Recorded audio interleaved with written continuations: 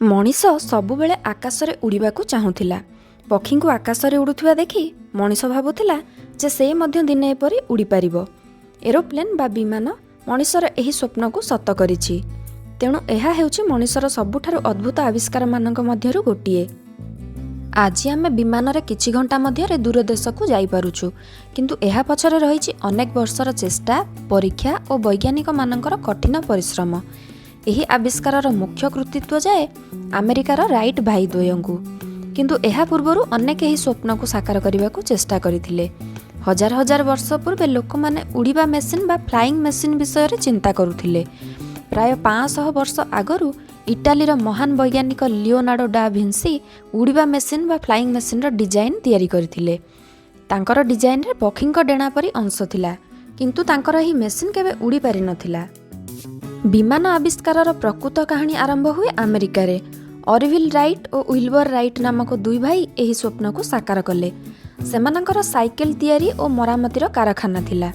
ଏହି କାମ ସେମାନଙ୍କୁ ମେସିନ୍ ଓ ଯାନ୍ତ୍ରିକ ଜ୍ଞାନ ଦେଇଥିଲା। ସେମାନେ ପକ୍ଷୀଙ୍କ ଉଡ଼ାଣକୁ ଅଧ୍ୟୟନ କଲେ ଓ ଜାଣିଲେ ଯେ ଉଡ଼ିବା ପାଇଁ 3ଟି ଗୁରୁତ୍ୱପୂର୍ଣ୍ଣ ଜିନିଷ ଦରକାର। ପ୍ରଥମ ହେଲା ଉଠାଣ ବା ଲିଫ୍ଟ, ଦ୍ୱିତୀୟ ହେଲା ଶକ୍ତି ବା ପାୱାର ଓ ତୃତୀୟ ହେଲା ନିୟନ୍ତ୍ରଣ ବା କଣ୍ଟ୍ରୋଲ। ସେମାନେ ଅନେକ ପରୀକ୍ଷା ନିରୀକ୍ଷା କଲେ ଓ ଏକ ବାୟୁ ସୁଡ଼ଙ୍ଗ ତିଆରି କରି ଡେଣା ଓ ବାୟୁ କିପରି କାମ କରେ ତାହା ଅଧ୍ୟୟନ କଲେ। ସେମାନେ ଏକ ଇଞ୍ଜିନ୍ ତିଆରି କଲେ ଯାହା ବିମାନକୁ ଶକ୍ତି ଦେଇପାରିବ। ଏହା ସହ ସେମାନେ ବିମାନର ନିୟନ୍ତ୍ରଣ ବା କଣ୍ଟ୍ରୋଲ ପାଇଁ ଏକ ସିଷ୍ଟମ ତିଆରି କଲେ, ଯାହା ବିମାନକୁ ଡାହାଣ, ବାମ, ଉପର ଓ ତଳ ଯିବାରେ ସାହାଯ୍ୟ କଲା। 1903 ମସିହା ଡିସେମ୍ବର 17 ତାରିଖ ଥିଲା ଏକ ଐତିହାସିକ ଦିନ। ରାଇଟ୍ ଭାଇଦ୍ୱୟ ତାଙ୍କର ବିମାନ ଫ୍ଲାୟର 1 ଆମେରିକାର କିଟି ହକ୍ ନର୍ଥ କାରୋଲାଇନାରେ ଉଡ଼ାଇଲେ। ଏହି ବିମାନ ମାତ୍ର 12 ସେକେଣ୍ଡ ପାଇଁ ଉଡ଼ିଲା ଓ 120 ଫୁଟ ଦୂରତା ଅତିକ୍ରମ କଲା। ଏହା ଖୁବ୍ ଛୋଟ ଉଡ଼ାଣ ଥିଲେ ମଧ୍ୟ ଏହା ଥିଲା ମଣିଷ ଦ୍ୱାରା ନିୟନ୍ତ୍ରିତ ଓ ଶକ୍ତିଯୁକ୍ତ ପ୍ରଥମ ଉଡ଼ାଣ।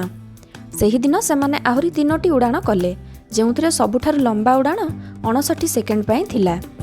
ରାଇଟ୍ ବ୍ରଦର୍ସଙ୍କ ପାଇଁ ଏହି ଆବିଷ୍କାର ସହଜ ନଥିଲା। ସେମାନେ ଅନେକ ବିଫଳତାର ସାମ୍ନା କରିଥିଲେ। ତାଙ୍କର ବିମାନ ଅନେକ ଥର ଭାଙ୍ଗି ଯାଇଥିଲା ଓ ପରୀକ୍ଷା ସମୟରେ ଅନେକ ଅସୁବିଧା ହୋଇଥିଲା। କିଟି ହକ୍ରେ ଥିବା ଶକ୍ତିଶାଳୀ ପବନ ମଧ୍ୟ ସେମାନଙ୍କ ପାଇଁ ଏକ ବଡ଼ ଚ୍ୟାଲେଞ୍ଜ ଥିଲା, କିନ୍ତୁ ସେମାନେ ହାର ନ ମାନି ନିଜର ଲକ୍ଷ୍ୟ ଆଡ଼କୁ ଆଗେଇ ଚାଲିଥିଲେ। ସେମାନଙ୍କର ଧୈର୍ଯ୍ୟ ଓ ବୁଦ୍ଧି ହିଁ ସେମାନଙ୍କୁ ସଫଳତା ଦେଇଥିଲା। ପ୍ରଥମେ ବିମାନ ଖୁବ୍ ସରଳ ଥିଲା, କିନ୍ତୁ ପରେ ଏହା ଅଧିକ ଶକ୍ତିଶାଳୀ ଓ ଉନ୍ନତ ହେଲା। ଆଜି ବିମାନ ଅଧିକ ଦ୍ରୁତ, ନିରାପଦ ଓ ଆରାମଦାୟକ ହୋଇଛି। ବିମାନ ଯୋଗେ ଲୋକମାନେ ଦୂର ଦେଶକୁ କମ୍ ସମୟରେ ଯାଇପାରୁଛନ୍ତି।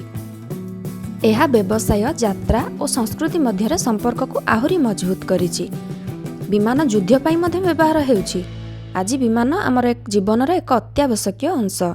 ଏହା ଦୁନିଆର ସମସ୍ତ ଦେଶକୁ ଏକାଠି ଆଣିଛି ଓ ବିଶ୍ୱକୁ ଏକ ଛୋଟ ଗାଁ ପରି କରିଦେଇଛି।